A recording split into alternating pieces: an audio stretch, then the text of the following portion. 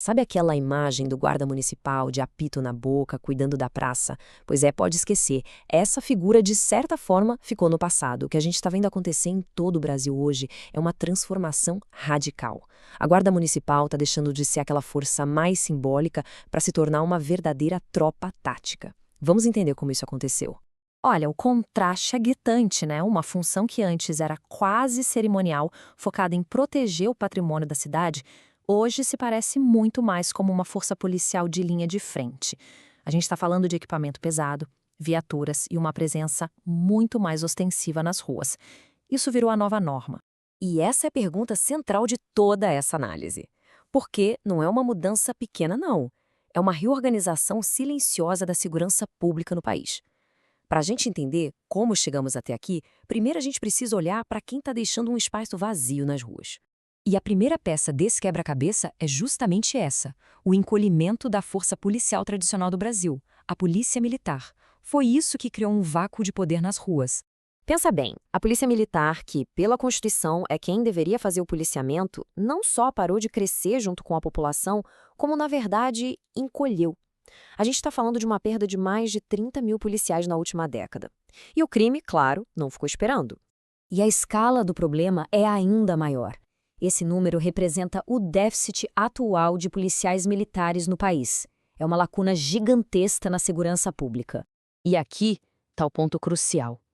Na segurança pública, essa regra é simplesmente implacável. Quando uma força recua, outra, inevitavelmente, avança para preencher aquele espaço. E quem avançou foram as forças dos municípios. Os motivos para esse declínio são vários. Estados sem dinheiro para fazer concurso, uma onda de aposentadorias e uma sobrecarga brutal para quem fica. Mas o mais surpreendente é esse último ponto. Policiais militares experientes prestando concurso para virar guarda municipal, muitas vezes buscando salários melhores e mais qualidade de vida. Bom, com o Estado recuando, a gente chega na segunda parte da nossa história, a ascensão das forças municipais. Pressionados pela população por respostas imediatas, os prefeitos decidiram agir por conta própria. O dinheiro basicamente mudou de endereço.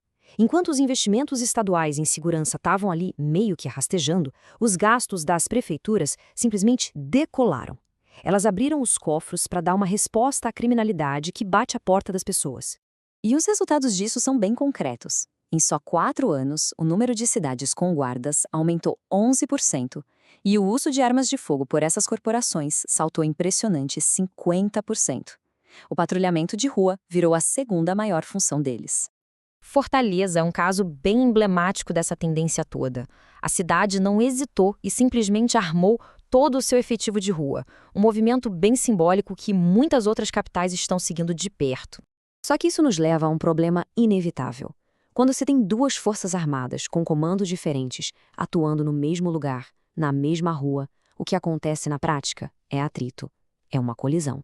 Existe um abismo de doutrina. A PM, com sua estrutura militar rígida e comando estadual, muitas vezes enxerga essa expansão municipal como uma invasão de competência.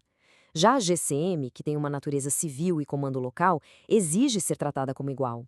Na prática, muitas vezes os rádios não se falam, a inteligência não é integrada. Mas talvez o ponto mais alarmante de todos seja a diferença gritante no treinamento.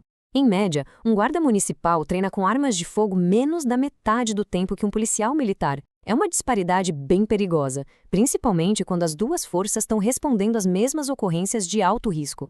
E essa expansão apressada, meio descoordenada, tem custos bem altos. Criminosos são soltos porque a prisão foi considerada ilegal, o dinheiro às vezes vai para o que dá mais visibilidade e não necessariamente para a segurança do agente, e não existe um padrão nacional. Vira um verdadeiro mosaico de políticas de segurança. Com a realidade das ruas mudando tão rápido, o sistema jurídico teve que correr atrás, o que acabou criando um cenário legal bem complexo e, francamente, cheio de contradições. Vamos ver essa linha do tempo. A Constituição de 88 deu um papel bem limitado. Aí, em 2014, uma lei abriu uma brecha com esse termo patrulhamento preventivo. O checkmate veio em 2023, quando o Supremo Tribunal Federal bateu o martelo. GCM é sim órgão de segurança. Mas a guerra de narrativas não acabou. Recentemente, a Justiça barrou a tentativa de São Paulo de se chamar polícia, mandando um recado claro de que o município não é o Estado. Então, depois de toda essa jornada, onde é que a gente está agora? A situação é, para dizer o mínimo, complexa. Esse é o paradoxo central. Para quem está na rua, a viatura da GCM que chega numa ocorrência é a polícia. Eles fazem prisões, patrulham, confrontam o crime. Mas a base legal para tudo isso ainda é um terreno bem instável e disputado. Resumindo a história toda, a gente tem a força que, pela Constituição, deveria estar lá, encolhendo. Isso abriu um vácuo de poder que foi preenchido por uma força municipal em plena ascensão. O resultado? Um sistema com, na prática, duas polícias na mesma rua, mas que nem sempre operam como um time. E a análise termina com essa reflexão. No meio dessa disputa por poder, por orçamento, por status, o custo bilionário da falta de coordenação recai sobre a sociedade, que só espera uma resposta eficaz quando mais precisa. É algo para a gente pensar.